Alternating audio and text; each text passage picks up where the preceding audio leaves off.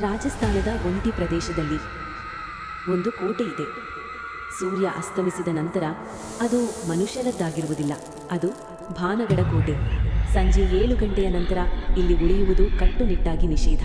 ಆದರೆ ಪ್ರತಿ ಎಚ್ಚರಿಕೆಯನ್ನು ಗಂಭೀರವಾಗಿ ತೆಗೆದುಕೊಳ್ಳದವರು ಇರುತ್ತಾರೆ.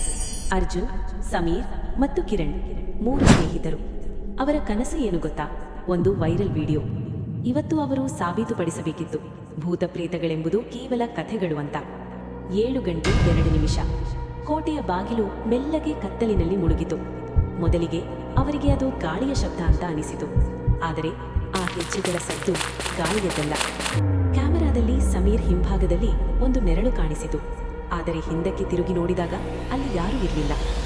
ಅಕಸ್ಮಾತ್ ಕಿರಣ್ ತನ್ನ ಹೆಸರನ್ನು ಕೇಳಿದ. ಕಿರಣ್ ಹಿಂದಿರುಗಿ. ಅವನ ಉಸಿರಾಟ ವೇಗವಾಯಿತು.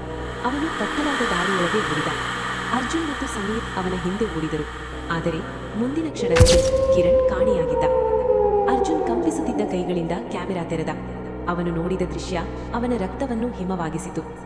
ಕಿರಣ್ ಹಿಂಭಾಗದಲ್ಲಿ ಒಂದು ಎತ್ತರದ ಕಪ್ಪು ಆಕಾರ ನಿಂತಿತ್ತು. ಮುಖವಿಲ್ಲ, ಕಣ್ಣುಗಳಿಲ್ಲ, ಕೇವಲ ನೆರಳು.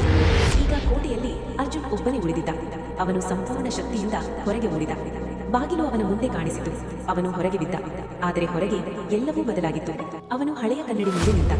ಅಲ್ಲಿ ಕಂಡ ವ್ಯಕ್ತಿ ಅರ್ಜುನ್ ಅಲ್ಲ, ಅವನು ಹಳೆಯ ಕಾಲದ ಒಬ್ಬ ಕೈದಿ. ಇಂದು ಮತ್ತೆ 3 ಹೊಸ ಬ್ಲಾಗರ್ಗಳು ಅದೇ ಕೋಟೆಗೆ ಬಂದಿದ್ದಾರೆ. ಅವರಿಗೆ ಒಂದು ಹಳೆಯ ಕ್ಯಾಮೆರಾ ಸಿಕ್ಕಿತು. ಅದು ಸ್ವತಃ ಆನ್ ಆಯಿತು. ಸ್ಕ್ರೀನ್ ಮೇಲೆ ಅರ್ಜುನ್ ಅಳುತ್ತಾ ನಿಂತಿದ್ದ. ಅವನ ಹಿಂದೆ ಇನ್ನೆರಡು ನೆರಳುಗಳು. ನಾವು ಹೊರಗೆ ಬರಲು ಪ್ರಯತ್ನಿಸಿದೆವು, ಆದರೆ ಕೋಟೆ ನಮ್ಮನ್ನು ಬಿಡಲಿಲ್ಲ.